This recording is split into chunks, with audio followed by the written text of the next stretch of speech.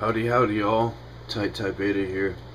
I've gotten so many messages over the last couple of months begging me to do a tutorial on how to breed, and I guess I'm gonna do this first one's just gonna be for beginners, and then later on I'll do some for advanced breeding techniques, because I'm the most successful breeder in the world, and I've got a lot of techniques and stuff I can show you guys and teach you guys that no one else even uses or even knows about. So like I said, this one will be for beginners I guess, and then later we'll do one for advanced techniques for people who already know how to breed, and I'll just teach you better ways and things you never knew so that you can be better at it. But we're gonna cover a couple basics real quick. I guess my dogs are in my way. That's Lily and Booger. Get out of the way. Alright, so basically, if you have a glass tank, you're going to want it set up like you see here.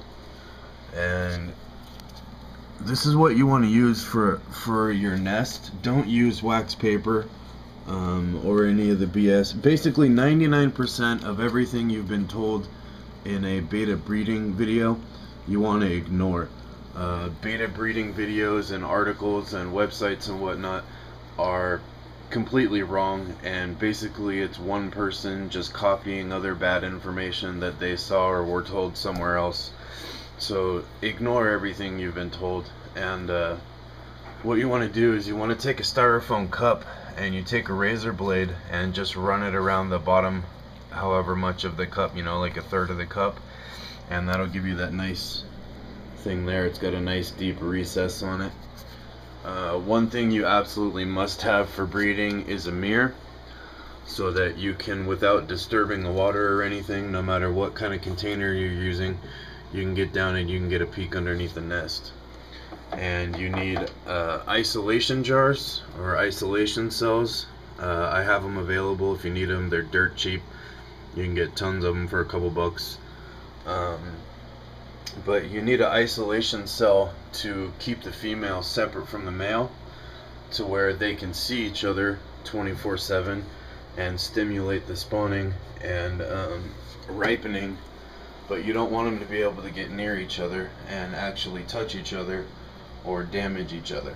So there's different kinds that I use, but basically it's all the same. The females need to be where the male and the female can't get near each other.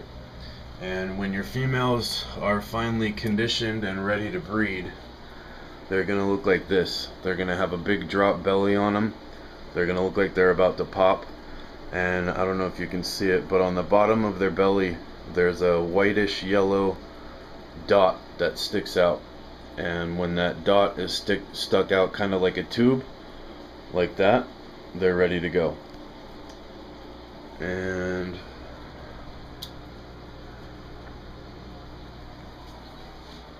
one huge tip that nobody will tell you, but that you need to know. First of all, if you're a beginner, every beginner, including myself a decade ago when I first started breeding, they're way too impatient, and they start losing their minds, and they're real antsy and impatient, and they don't know, that, and they keep putting the male and female together before they're ready.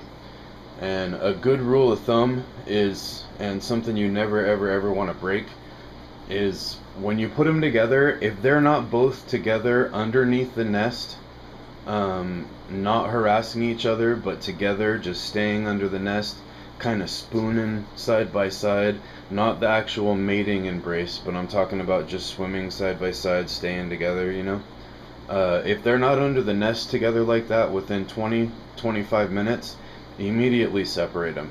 If they're ready to go, within 20 minutes, they'll be under the nest together. If they're not ready to spawn, within 20 minutes, if they're not under that cup, they're not ready to spawn. And you want to separate them immediately, wait another 24 hours at least, and then try it again for another 20 minutes.